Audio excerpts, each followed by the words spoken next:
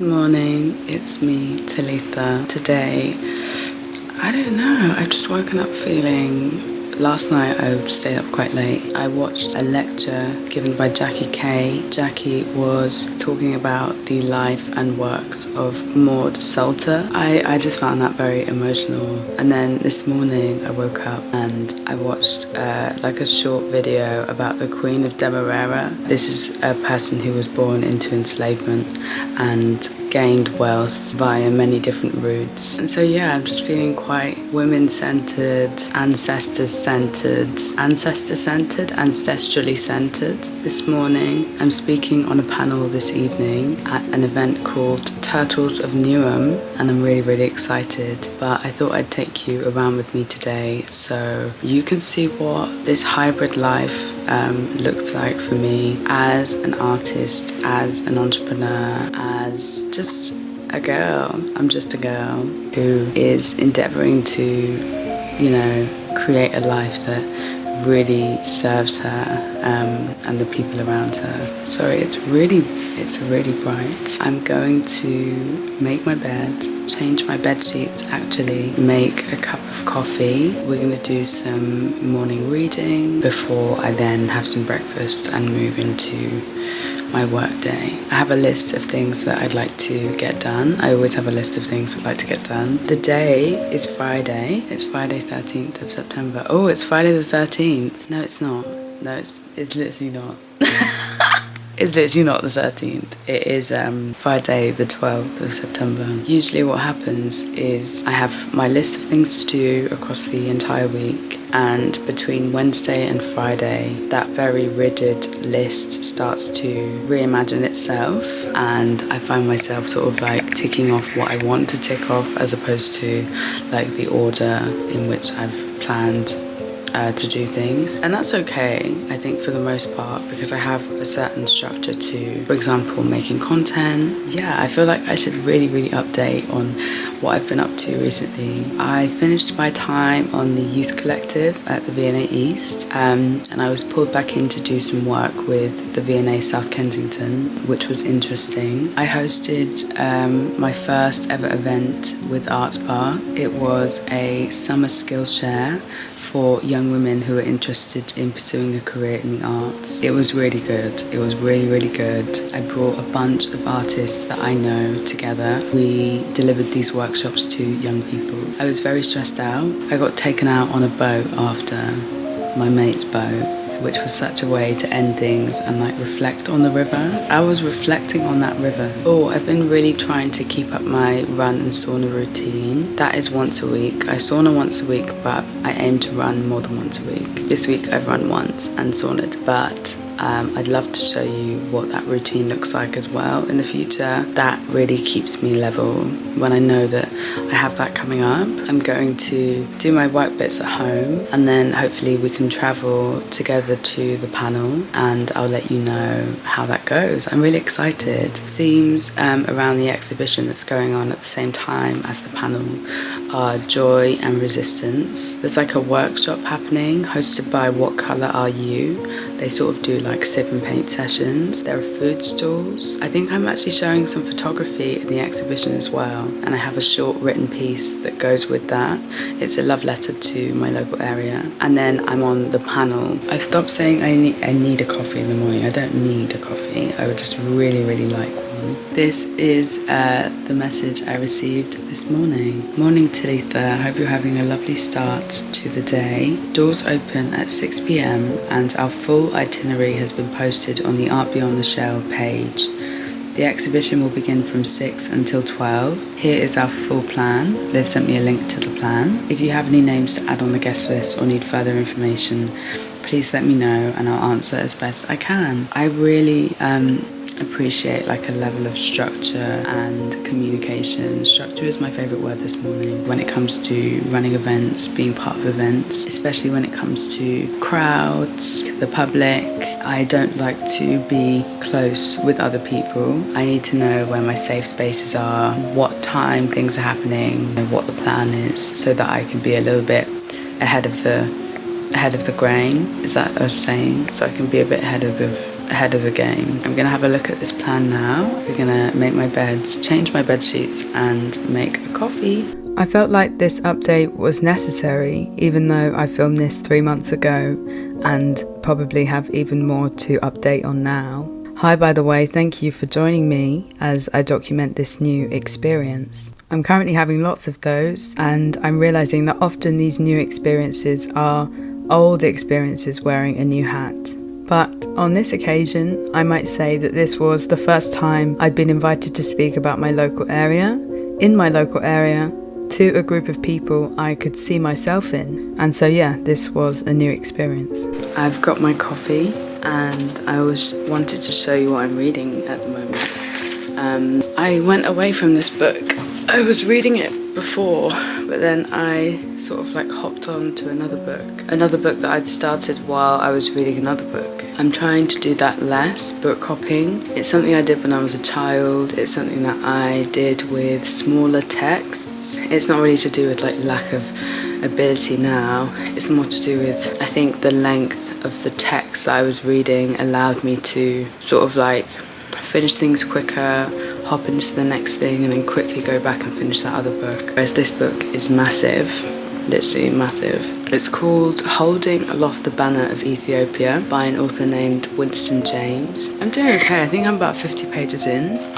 I just put this bookmark that I've had since I was a child in there because I was using it before for the other book that I was reading. It feels a bit more aligned with the context of this book. This is Harriet Tubman on the bookmark. My uncle who got me this, he's quite the activist, and growing up he'd buy me a lot of books that tapped into my identity, my black identity, my mixed race identity. Yeah, helped me to understand my position in society quite well. I recently went with him to the Connecting Thin Black Lines exhibition, which was on at the ICA, the Institute of Contemporary Arts, and that was really good.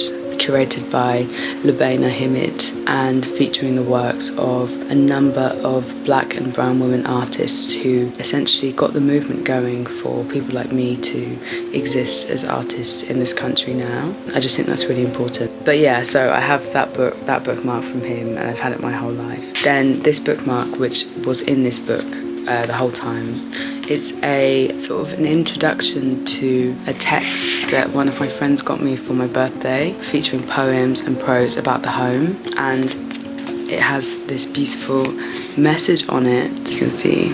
Let's put my glasses on. I keep taking my glasses off. I'm just really in the mood to read messages this morning. This says, Talitha, a little collection of stories/poems to provide you some relief whenever you want to reflect about the place you feel most at peace in, home. Happy birthday, beautiful. So cute, so fucking cute. And this is the little picture at the top. So anyway, I'm going to read 25 pages of this morning before I start on my work.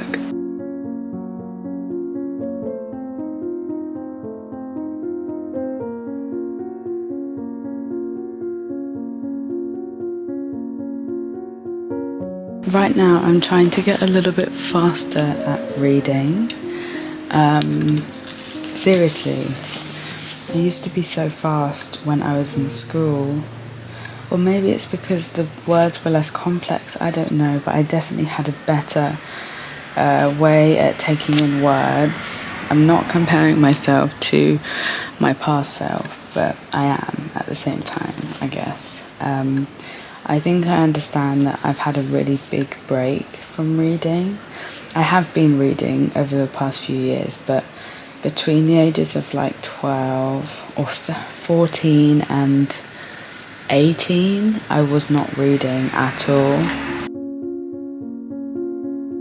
So I have just finished reading, and I remembered why I am reading this book at 10 pages per day, and that's because it's a lot to take in, and I can feel my spirit sort of like fluctuating as I gloss over some of this history. It's a lot, but I'm really glad I'm reading it.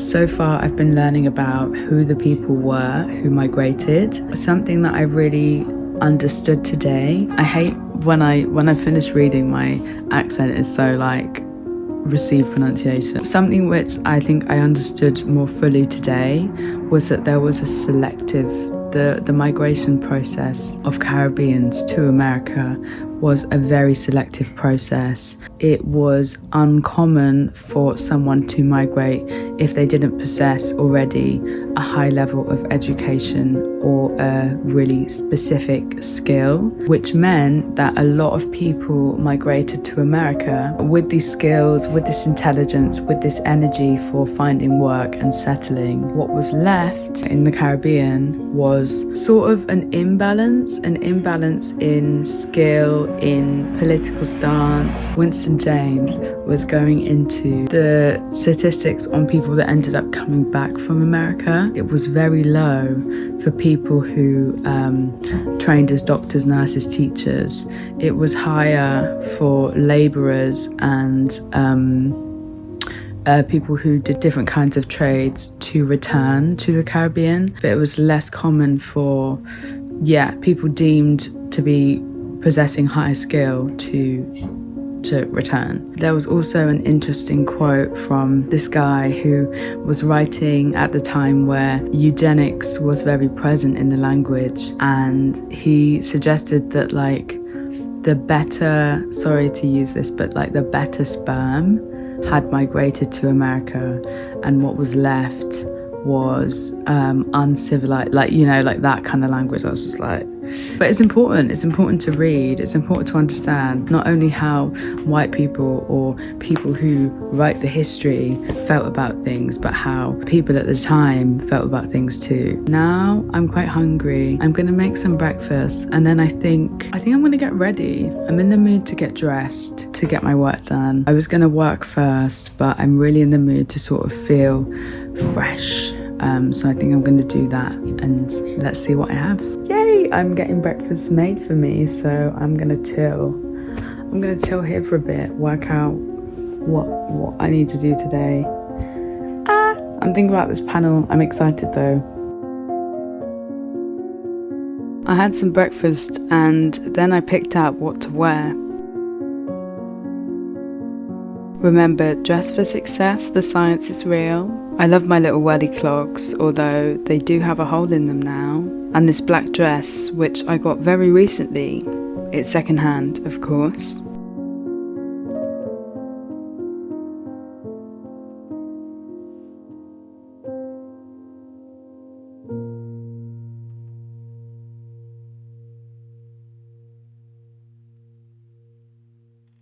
It's a bit dark, but I'm currently in my home office editing my YouTube video. My next video coming out is about how I plan my weeks analog style in my notebook using simply pen, paper, and the reflections from the week before. There is no sort of like reliance on, I keep saying this, I'm very against these like automated calendars. I see how they could be helpful to some people, but I am personally very focused on still like being able to do things like this for myself. I don't need those services, so I'm learning how, teaching myself how, finding systems that really matter to me. And it seems like I can't make a short video. This video is 52 minutes long currently, and I'm cutting it down. Let me show you. Yes, having a wonderful time. I came on here to say I finished up like editing for today. I've done an hour for YouTube, and now I'm gonna give an hour to Arts Path. I really want to make sure that my business message is really, really clear. I also have a couple of emails I need to chase, a couple of people that I need to follow up with, and then it will be about time to go because I'm supposed to be arriving there for 6:30 and it's currently 5 p.m. I could have got a bit more work done today, but I think I've just been feeling a bit apprehensive about the event. This always happens on event day, and I needed to wash my hair. I needed to sort my life out a bit mentally. I needed to do the washing up. Do you know what I mean? It's a Friday, so I'm feeling pretty good. I really want to vlog on here, but as you can see there, it says no card. There's no SD card in there because I'm currently uploading stuff, which means I am going to be vlogging here on my phone tonight. I need to leave right now. So the time is 5:45. I sent the emails that I needed to send. Let's get ready. Let's leave the house and head to this exhibition. I'm so excited. I've got my dress on, but it feels like it might be cold. It feels like it might be a bit cold. Maybe I'll wear like my little booties with this dress, and then I can put on my green coat or just something cute that is also warm. I think growing up, I believed that you go to school, then you find a job and you settle down somewhere. But exactly what that job was going to be and where I would do it, I had no idea about.